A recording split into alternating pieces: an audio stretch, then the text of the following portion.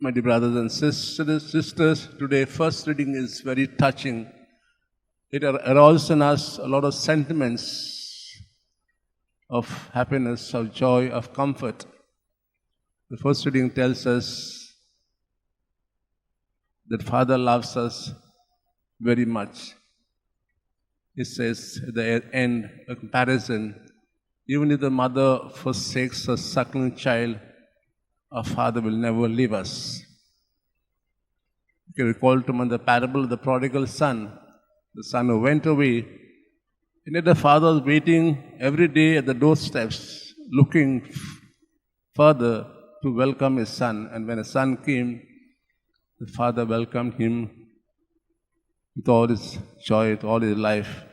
It also reminds me of a small anecdote of a man in old age who had a dream. He found himself on a seashore, and there he saw the entire life summarized in 2 pairs of footsteps from time he was born till the present age. And he found one footstep was his, another pair was of Jesus himself. And as he went through the entire life, he found certain phases of his life, there's only one pair of footsteps. And he looked back and said, what are those instances? And he found that those times were the times when he was most in difficulties, when he was lost, desolate, forsaken, so to say, had difficulties in studies and in the growing up age and in work and family. Then he grumbled against God. He said, God, he said, when I required you most, he says, you left me. Then God told him, look, he says, are those footsteps, whose are they? Are they yours or are they mine? And then that man looked closely at those footsteps and he found that they were not his, they were of God.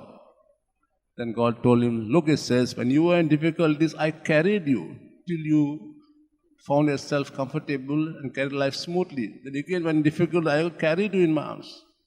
That is our God, who never forsakes us. Isaiah tells us that. Look at the history of the Jews, the same story. 2 pairs of footsteps. The times they came, there was only one pair. When the Jews forsake Yahweh and went into their own so-called comfortable life. That time God did not leave them, brought them back. Every time they went back, He brought them back. So God is such. He never forsakes us. And now is the time, Lent season, God says, come back to me. I'm waiting to accept you into my loving arms. We pause and ask God, Lord, show us those areas of our life where we have left you. But you still care for us and walk with us. As we sang in the first hymn, walk with me, O my Lord. The Lord always walks with us, no matter where we go. He is there to bring us back to Himself.